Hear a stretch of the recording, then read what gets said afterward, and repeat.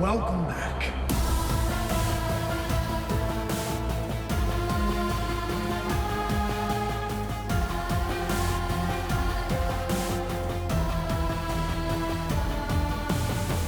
I was very happy when they announced they were making a sequel and knowing that Emma was going to be back and Piper and Elizabeth and Matthew.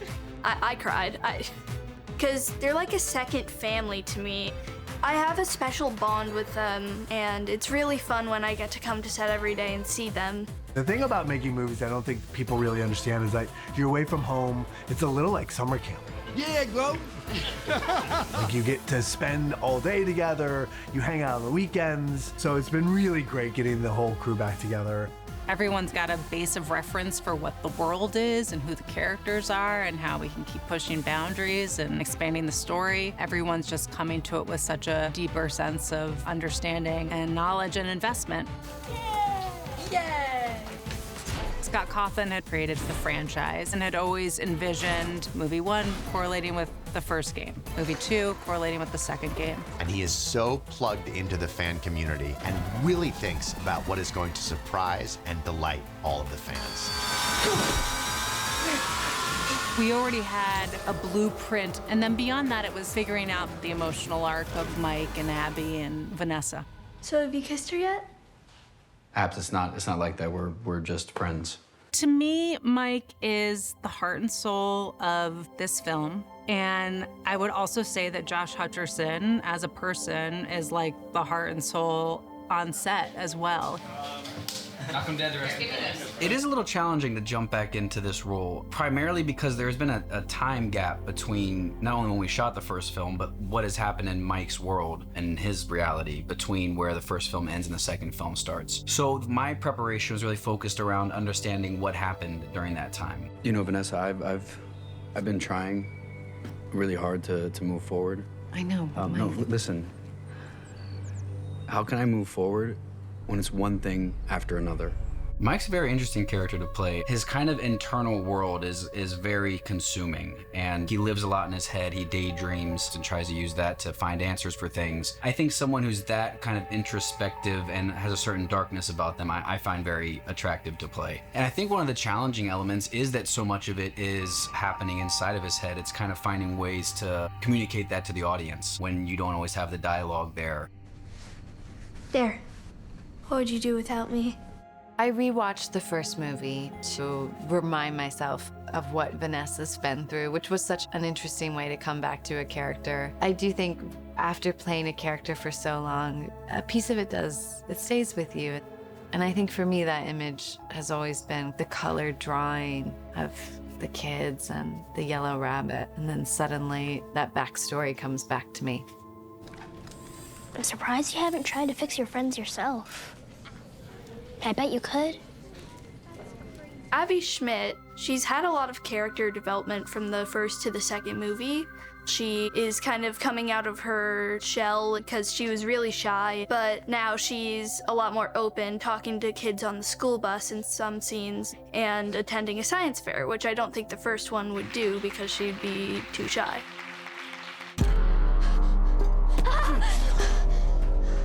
You will always be mine. One of the most interesting things about playing William Afton is his transformation. In the game and in the movies, he is basically the center of evil for the entire universe. And when you think of evil, you think of Matthew Lillard. I love working with Matthew because he gives 110% to whatever he's working on, and he's having to wear this large animatronic suit, which I think kind of immediately puts him into the headspace of this really dark, evil character. And Matthew's such a lovely, kind-hearted man. It's impressive to watch that switch. You can't keep me here. Don't you know you're my favorite? Don't you know that I love you? Don't you know that I care about you? Playing the villain in any film or television project is always the most fun there is to be had on a set. Sure, it's great to be super handsome and the leading character that saves the day, but there's something really fantastic about throwing energy into somebody that has ill intent on everyone.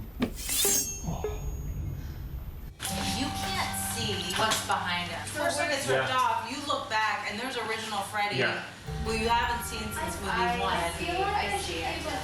Prepping for the sequel of the film was a little different from the first film in the sense that we already had so many visual references from movie one, and what was exciting to get to do is to really build off of that and expand and figure out how we were still going to kind of retain the essence and the feeling of movie one while still pushing new boundaries and making the world bigger and adding a bunch of new characters. Where is this? What is this? It's the river ride. That was one of Charlotte's favorites.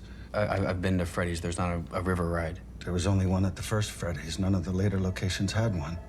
Joining the franchise is initially pretty daunting because of the amount of fandom behind it. And Henry Emily is a bit enigmatic in that he's not really seen in all of it, more so much as he's heard.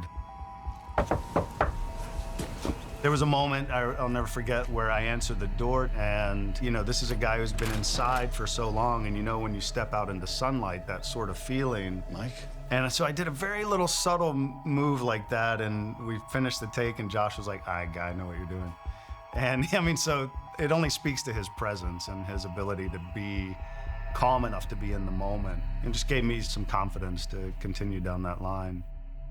What's going on over here? Mr. Berg, this is my new science fair project. Mr. Berg, I've heard so much about you. I know the whole crew had some of their most fun days watching Wayne. Let's just find the perfect place to display it. Oh, sorry. I'm so sorry, Abby. I got butterfingers. One scene in particular that we shot over many days. It's with one of the animatronics. And every time we came back to this scene, everyone was just so excited that we weren't done shooting it because everyone loved watching him perform.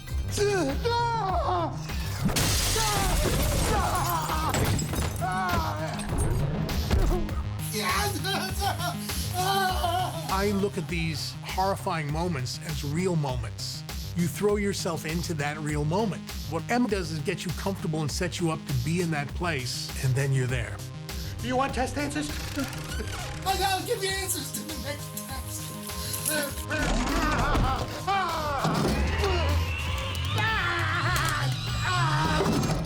Whenever you're dealing with a giant animatronic that's trying to kill you, just go, woo, that was fun. What I want is to see what's going on inside of your head.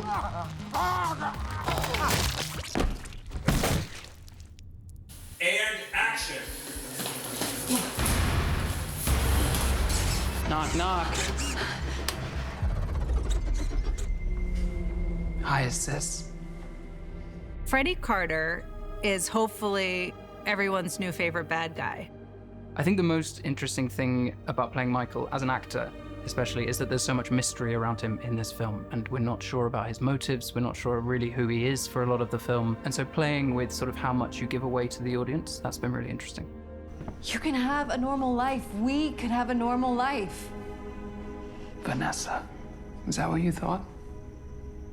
Working with Elizabeth has been really great. From the get-go, she wanted to dig into our character's backstory and really figure out how this traumatic, difficult childhood sort of manifests itself in both of them individually, and then also where the crossover lies. This is the original. Nobody's been here for decades. This location came before the other one. I have been the biggest fan of Five Nights at Freddy's since I was a little girl. Oh, nobody gets it. Nobody understands how long I've been trying to become a part of this franchise. Like, I grew up writing all of the lore down in journals with my best friends and play all the games. So not only was it a dream job, but it was just such a dream to be on that set. I explored every inch of that set, all of the sets that I was probably also not supposed to be on as well. Whenever I knew I'd have time, I'd go and sneak over to the animatronic creature shop, and I'd go and look at all the animatronics. And they were always so fun and would let me look at all of them and try on all of the heads. Oh, I got to try on all of the heads. It was so cool. I'm not supposed to be here. I'm here because of him. Lila's Fine, ask everyone, remember your places, but... FazFest was one of our biggest moments in this entire film in Costume Land. So if any fan has ever made a cosplay costume and posted it on the internet, I've seen it. I searched high and low to find every single fan's interpretation of the characters, and all of the fans were my inspiration for these homemade costumes. And I wanted every person out there to feel like they see themselves in these fans. How you doing? You look great. It's such an international franchise, you know, with people all around the world know FNAF and play FNAF from Brazil to Montana and everywhere in between. I'm Chica. We were lucky enough to have a handful of FNAF YouTubers come on set. And seeing their reactions to the sets is like one of the most joyful experiences to witness. As you go, you're talking about like, this is the coolest costume I've ever seen. Thank you, Abby. You can actually see them in a scene, which was really, really fun. There's so many things to love about the first FNAF movie, but my favorite thing is probably the animatronics. Seeing them come from the game and just being flat images on your screen to then seeing them in full 3D life, now coming onto the set and seeing the FNAF 2 animatronics and seeing them in action, it brings a fanboy's face just a big old smile.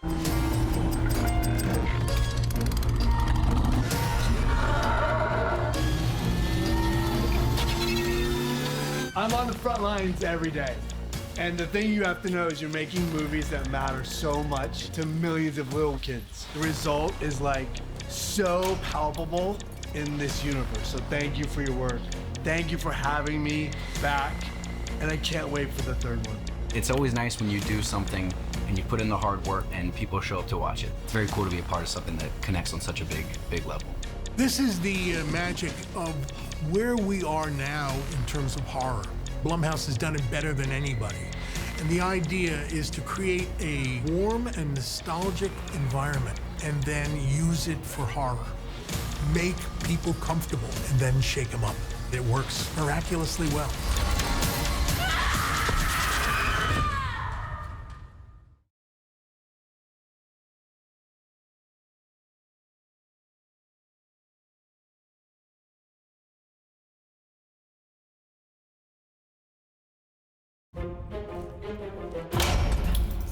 Chica? Freddy? Bonnie? I was blown away in the first Freddy's with the animatronics, and then the toys are just a whole other level, and to see them side by side with the originals, it's very cool. And on top of that, they have to do some very complex puppeteering in this one. The new animatronics that Henson Creature Shop built for this movie are incredible. The toy animatronics specifically are so colorful and shiny, and, you know, taking a cue obviously from the designs of the game and wanting to be really authentic to that was a great starting point, but there was so much to figure out in terms of how the textures were gonna look on camera and the color palette in the settings of a dark and haunted pizzeria. The coolest part is watching Piper's interaction with them. Oh my. She is a mega fan of the games and of the lore and of the worlds, and so for her, she just lights up and like loses her mind. That's very cool to see. It was really interesting seeing the toys very, very early stages in development at Jim Henson's. And then the first time I saw like a full one was at the science fair scene when I saw Toy Chica, and I was like, it's Toy Chica! Chica? Abby, you've come back to us. Chica!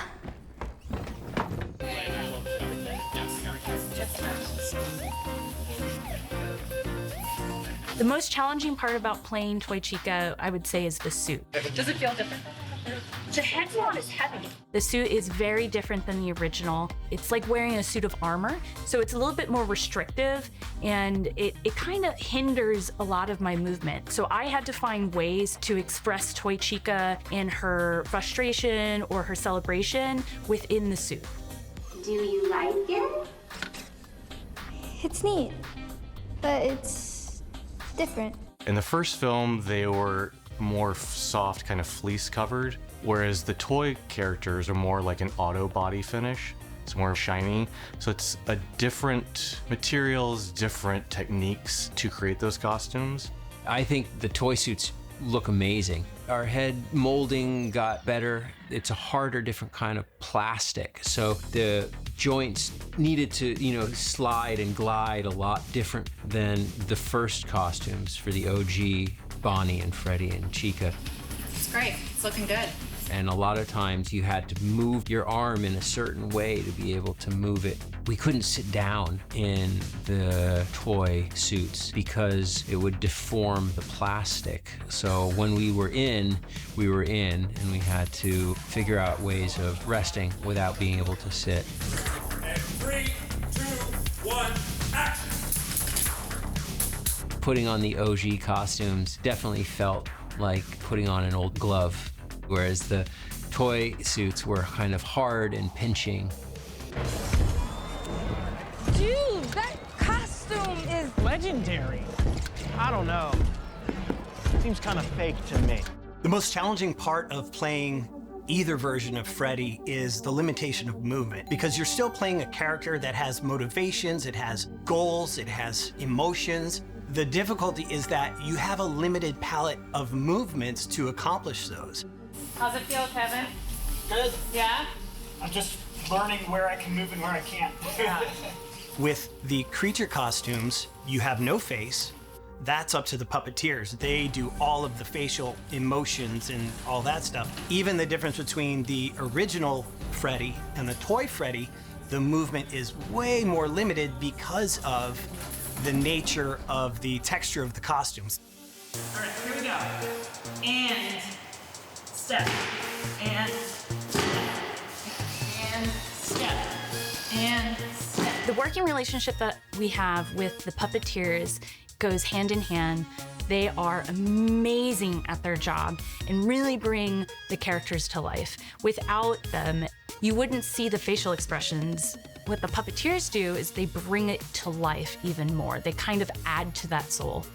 I watched a small interaction between Emma and one of the puppeteers, and he was sort of offering up different ways how the animatronic might turn its head. And he gave sort of 6 or 7 different offers, and each one was sort of more interesting and filled with life than the next. So I'm just sort of blown away by their creativity and artistry.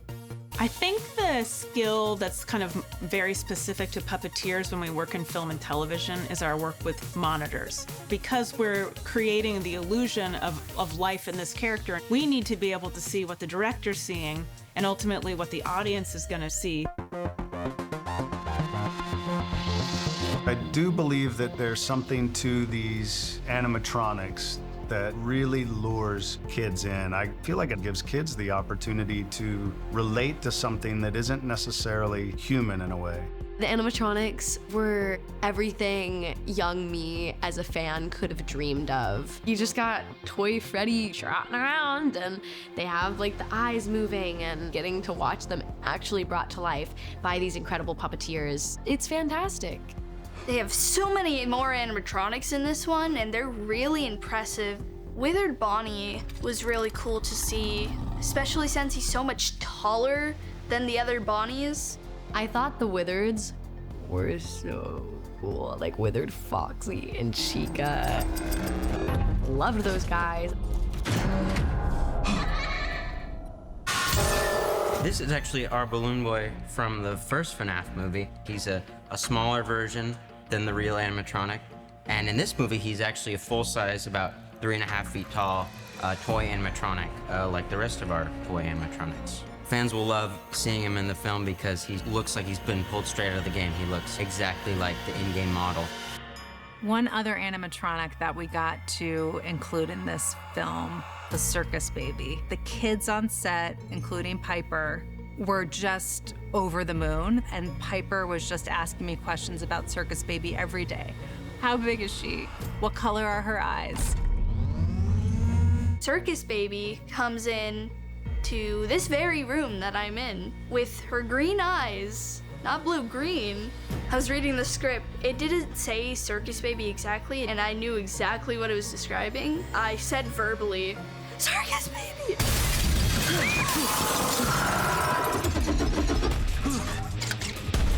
The finale sequence for this film involves so many animatronics and animatronics fighting each other and us fighting with them. they do so much more this time around.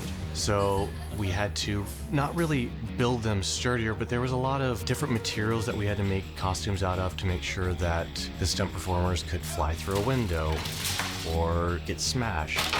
We built different versions of each costume. One of the Bonnie costumes might be the hero costume. That's very pretty, it's all hard shell. And then we have a completely different costume that's made out of more squishier urethane that can be pulled through a window, and it's not gonna hurt the performer, it's not gonna hurt the costume. When we were filming the finale, we were taking it in pieces because there was so much action, there were so many animatronics. So it was shot over the course of many days. Break their bones. Crush them. The challenges were kind of twofold. One was technical, and the other was emotional. And how do we keep our actors feeling the intensity of a final showdown and also an emotional catharsis? Being an actor and just standing there in a room with 9 animatronics pretending that it's real is a very challenging, unique experience. Which is also one of the reasons why it is so great to be working with actual puppets and animatronics as opposed to something that's CG, because you have a physical thing to interact with. What that also does, though, is that makes you feel a little ridiculous sometimes. So it's finding that balance and, you know, trying to stay focused when all that's happening. Abby, you've been a very, very bad girl. This is the first time I'd seen these incredible puppeteers and performers operating, and everyone else is walking around like it's the most normal thing in the world that a sort of 7-foot rabbit takes its head off to have a sip of water, but I was sort of completely awestruck that there were even people inside them. For most of this film, it's felt like I was in an action movie, which is really fun. I had to personally dodge multiple animatronics. They were coming out of here, coming out of there. Back up, oh, what's that? Another animatronic. It was a lot. That was really a testament to our cast. They stayed in the moment. I think the whole sequence comes together beautifully. I feel so many things when I watch it in the best possible way.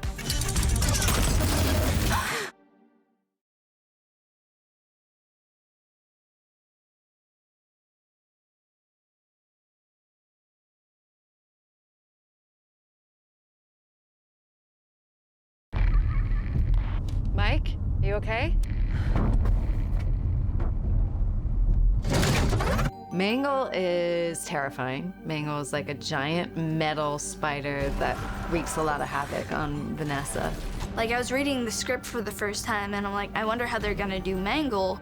The character of Mangle is basically this weird Frankenstein animatronic that the kids of the new pizzeria build, and then of course he comes to life. They will cue when the head, you first see the head appear through the front windshield. Okay. I really have a soft spot in my heart for all the animatronics, but Mangle takes the cake in terms of how fun it was to shoot. Action!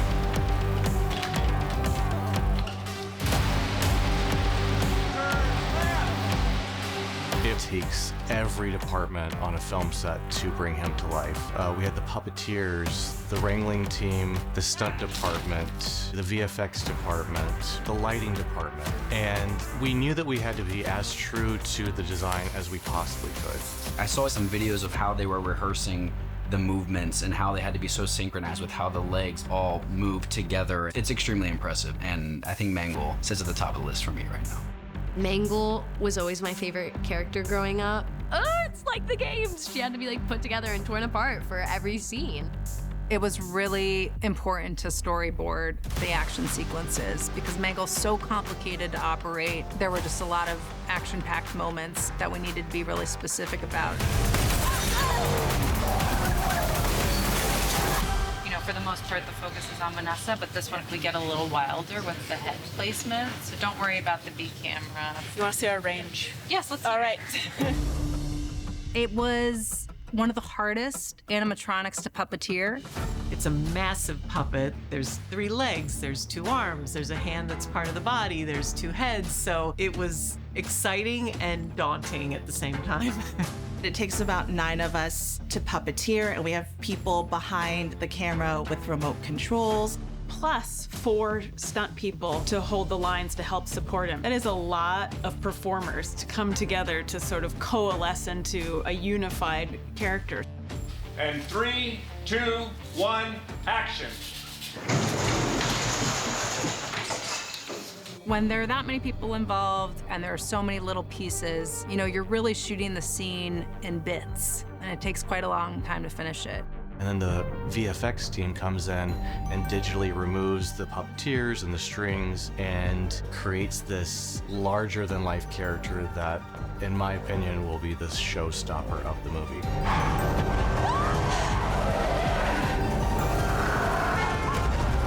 One of the most exciting action sequences in the movie is where our character Mangle appears on the roof of Vanessa's car, and then there's a whole moment with Mangle smashing the glass, trying to get in the car and attack her. Like any kind of stunt, you know, it was a matter of breaking down the script, meeting with Emma, the director, and just itemizing what parts we can do practically, what parts are cool actor moments to get close-ups on their face, and what we can do safely with repetition. So you have like a giant animatronic trying to yank you out of your car, but technically, you know, they can't yank me or else that would be very painful. It's almost like learning choreography or a dance. Out of all the characters, Mangle was the most challenging because there's no one in the suit. So we started rehearsing with the car stationary and puppeteering him and coming up with some different moves and how the character would react to swerving around a corner. It was a whole process of just figuring out, you know, how he moves and what we need and how we can do it practically and what we can get help with visual effects. And like anything, a whole collaboration of all the different departments working together. To now be in post and be seeing those scenes in their entirety with the full life of the character in place and the full integration of all the effects, it's really so cool. But I think we could feel it as we were filming it as well, that the elements were there that were gonna make a really incredible scene, doing all the crazy stuff that Mangle does.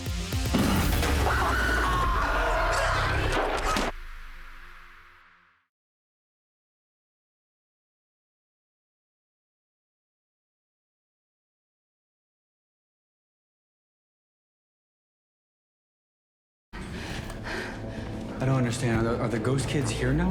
No, there's just one ghost here, and the marionette. The marionette is terrifying. Just a nightmare. True nightmare. Unlike the traditional animatronics that feel mechanical and physical, the marionette moves with this haunting, ethereal quality. It was a whole new thing to figure out, both in terms of its design and its puppeteering. It was one of the most exciting elements about the sequel film, both in terms of story and design, I think. It was also very different than any of the other animatronics, so it was this whole new thing for us to really discover together. Seeing the marionette was really, really crazy, especially as a fan, because she's really tall and noodly. All the other animatronics, you know, they're like stiff, like in its anonymity with how the face is very unanimated, it alone is creepy. And then you bring the elements of the story into play where it's able to possess and manipulate the heroes in a manner that changes both the marionette itself and the character that it's possessing. All the other characters are supposed to be animatronics. You know, they're supposed to have servos and cylinders and metal inside of them. Whereas the marionette is more of an actual puppet, and that's how we made it. What's unique as a character in this world that she sort of like, she floats, she really kind of operates, well, literally off the ground. So that was really exciting from a puppeteer point of view to approach performance that way. The way the marionette is operated is it's different for each scene. We have one that's RC controlled, we have one that's cable controlled. The one that we mainly use is a rotted puppet, and it's just like your typical traditional puppet would be puppeteered on set. It's just a big foam puppet, and then there's 4, maybe sometimes 5 puppeteers that actually physically, you know, make the limbs move. Sometimes the limbs are attached to the actors. The marionette in particular utilizes pretty much every type of puppetry that there is. We used a lot of rigging to hang the marionette up, but then you had to have a puppeteer below deck. You had 2 puppeteers on either side of the marionette, and then you had a rigging team that had to hoist the marionette, let it down. It required like 7 to 8 people at any given time to operate the marionette. It was an all-in effort. No! If you don't give me the command to release the perimeter lock, I will kill her. My scene with the puppet was so cool, and all the possession stuff, and all the stunts, and all the flying around, the makeup, and the wardrobe. Me being the big nerd and fan that I am, getting to look like this animatronic and walk around and like be all creepy and freaky was so crazy. And so were like the little puppet hands I got to wear. It was rad. It was like a weird little contraption that I'd like have to hook my fingers in, and then the tail end of my puppet hand would like move. And the fact that Emma let me sneak in one of the puppet's voice lines from the game. I don't hate you, but you need to stay out of my way. Ugh. Crazy. Charlotte? No, silly. It's me, Abby. So being the Abby Annette was really crazy. It was really fun embodying Charlotte, and I actually got to talk to the actor who plays Charlotte, and she gave me some like insight into what she thinks Charlotte's thought process is and her thought process to become Charlotte. I'm thinking painful thoughts. When Piper is in her Abby Annette mode, it is a sight to behold. She goes all in. She stays in character. She just wants to scare the hell out of everyone and is intense and intimidating and embracing that side of her. When I was in the Abby Annette headspace, I wouldn't get out of it. So I'd go back to my chair and I'm just like, You know, Vanessa, I've always wondered, what exactly goes on inside of your head? The Abby Annette does this evil laugh that I just did on the spot for fun, and they loved it. She was actually continuing to have this maniacal laugh offset. So as she was prepping and getting into character in the makeup trailer and getting her hair done and getting dressed, this crazy laugh was happening throughout the whole time. So it had everyone on edge and feeling so creeped out in the best possible way. You really think I'd forget the first rule of hide and seek? Always check behind the door. Piper playing the Abby Annette was a huge process for us, for sure. You know, it was all about getting the colors down right, the placement of everything, and making it to where it was more creepy instead of playful, or making sure the eyes looked sad. Because, you know, Charlotte possesses her, and the whole time Charlotte's very full of emotions. We do this one scene where she has these tears running down her face. So when we were creating that with Piper, we had to make sure that everything was also very sad feeling. The placement of her eyes, the placement of her smile, things like that. My favorite costume that Piper wears is her final costume, which is this beautiful striped sweater. Because as I was designing this outfit, I knew that she was going to transition into the Abby Annette. We didn't know what that transition was going to be, so I wanted to go with something striped because I thought it could add into the transition, and then I got with visual effects, and they picked up the baton from me, and then they designed the Abby Annette, and so we got to create the Abby Annette together.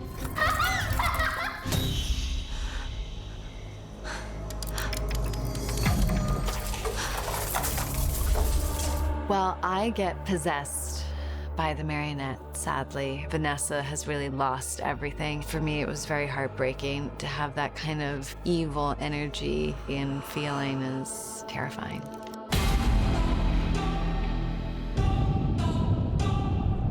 Henson Creature Shop did an amazing job of bringing her to life. I'm very excited for everyone to see the marionette.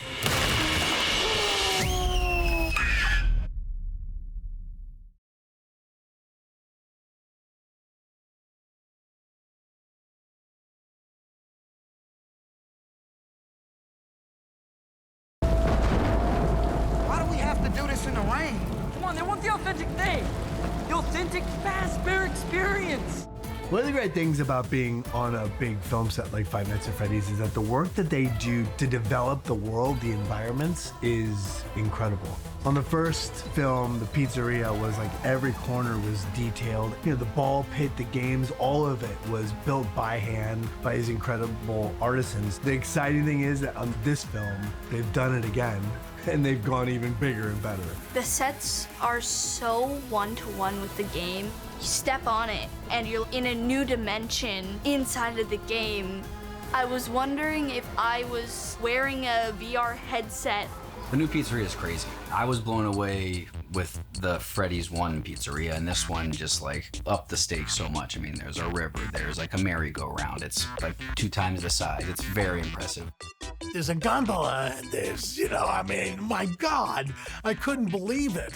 It's like going to Vegas in a weird way. It was so full and complete. It had a nostalgic feeling for me. I felt like I was in a place in the past that was powerful, real, in a way that had an effect on kids, and that's the dream. It was exactly the kind of place I would want to be as a kid. It was kind of bright and colorful, and I was blown away. And then a few weeks later got to see it aged and decrepit. It really just brought to life these fantastical little places that I've grown up always wondering what they'd look like in person. They had like the front of the pizzeria built, and getting to drive up to that and see the sign was so surreal. It puts you there. You don't need to get into character or into a scene whenever you're on a set like that, because it just puts you in the place that you're supposed to be, because you're there. The carousel is something that I was passionate about, that I wanted to recreate exactly like the game. It's a very iconic feature in the game when you see images of the dining room. We targeted that and really extracted all the details. I want people to feel like they are in the game. There's like a little boat ride. Some days whenever I was doing my little exploring, I would go down the tunnel and I'd have my flashlight out and I'd be looking around, and the walls are like lined with these tiny little freaky marionette guys. Ugh. Freaks. They're so scary. It was terrifying and dark and really cool, but really scary. The river is 5 feet wide. It's about 200 feet long and 4.5 feet deep. So that's a large volume of water, and that's a lot of water pressure. So we've always had this crew that their job is to inspect and look for leaks and then to mitigate them as soon as they see them. Another thing we always do as a precaution is we drain the entire river when we're done shooting it, and then we'll fill it back up again when we're ready for it. And part of the changeover was to get this nice, very sparkling, clean river and get it down to look like water that has been sitting there for 20 years. Draining it in between, I got to really sort of rust out and algae up the walls inside, and then special effects had different tests they did with the dye in the water to make it look older and murky and cloudy, but it's all just vegetable dye, so it's pretty safe. We have water safety on set because there are boats floating on a river on a set, which is pretty extraordinary. Fair warning, this place will prey on your imagination if you let it. The production design team did such an amazing job of making the sets feel like a character in the film. And it really helps as an actor when the sets are so sort of lived in and full of life themselves. Awesome. Music box set is wild. I don't know what I was expecting. When you read a script, you have all these images in your head. It was really exciting. I think anytime anyone walked into that music box room, there was a little bit of a jaw drop moment.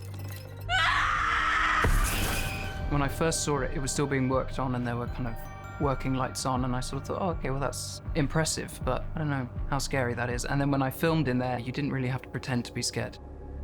I wanted you to feel like you were actually inside of a music box with all the big gears around you and the mechanisms that would control and move things and manipulate things. And that idea spawned calling this chamber the nerve center of the pizzeria. And I decided this is a great moment to take the audience back into more of the realm of the game as opposed to just reality. It was a small set, so you walk on it and you don't feel the impact of the outside world very much. You really feel like completely enveloped. It made it challenging to shoot in, but it also looked incredible on film, so it was well worth it. It's so small, my initial reaction was, how are we gonna fit all these puppeteers in here? But what was so cool is that they actually had a bottom floor that Amanda was underneath. A bunch of us were on top, and the walls actually moved so the camera could actually get really in there. I feel like I walked onto a set that's like a crossover between The Wizard of Oz and like a Tim Burton film. It was just so evocative of a world and creepy, but magical and mysterious. And then once we actually got to put the marionette in there as well, and it was just like, oh my gosh, this is so creepy. And then the tunnel and stairs leading down to this mysterious room. I just spent some time in Paris before I started this movie, and I remember going through the catacombs, and I was very inspired by their look and their textures and their shape. So we have a little bit of Parisian hallways.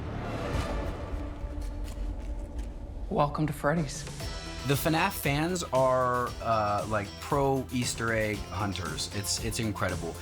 They might even see things there that we didn't even know were Easter eggs, which is impressive. The one thing I learned about Easter eggs is you have to put in quite a few because you never know where the camera's going to be pointed. You never know what shots are going to be trimmed to what and what's going to end up on the cutting room floor. So you want to make sure that you have enough in there so that they remain in the movie. We would put things like refrigerator magnets on the refrigerator that were very specific to the game. We have a cupcake on the refrigerator facing you when Debbie's mother opens the refrigerator and then closes it to reveal Bonnie standing behind her. We created a little podium for Will Afton that would have a microphone and some controls that would start the show. And on it, we created a little miniature Showtime button that is replicated of the Showtime button that we saw in the first film, which was next to the stage, which we would presumably push to start the show. It was really interesting seeing the Easter eggs, especially like the paper pals. They were just there and I saw them and I was like, it's the paper pals. The Paper Pals paper plate characters that we constructed exactly like what's in the game. So when you see them, you'll recognize them right away. They are there. I want to move them around during shooting so that they make an appearance in a few different strategic places. We would put the Easter eggs in places in the security office, taped to the bulletin board, on the desk, posted on the monitor, the page that the Rolodex is turned to. One of the parts of this office that ended up being very difficult is this cup that, as you know, if you're a fan, is a very iconic piece in the game. They do not make this cup. We had to manufacture this cup. We print each and every decal. They are hand peeled off and then laid on by hand to do each cup. So we only have about 100 of them. And during the opening scene when the place is alive with children, they kind of were like, do we have any more cups? Because they were kind of getting a little crushed. And I was like, I'm sorry. Another part of the game that's really iconic are these colorful stars that hang in the corner of the security office in both corners. So I kind of narrowed in the very beginning after I read the script and looked at the reference imagery from the game and played the game. They were really hard to see in the game, but if you zoom in, they're like faceted stars. 3, 2, 1, action. We have this long hallway that is just lined with collages of framed photographs. And I found this photograph of these two children and that were dressed in this outfit that, to me, when I saw them, I said, these are strikingly like the marionette. I thought, well, put these on the wall and call it William Afton's inspiration photo for creating the marionette. It's just sort of up there on the wall for you to either decide that or not. That's why it's there. I decided that it'd be great to set the clocks to 5:59, just 1 minute before 6 a.m. in the game, which is when your shift is over, which means you've made it through another night at Freddy's. There's one Easter egg in this film that we added in post. I think it's so exciting. I don't know if everyone will catch it on the first view. It's a split second where we see a glimpse of Shadow Bonnie in the corner of the pizzeria office right before he turns on a flashlight. A lot of young people are very invested in the game and they're going to be watching it and somebody's going to see something and then somebody else is going to notice another piece from the game. It's like a sporting event for a horror film. I think I found a real one.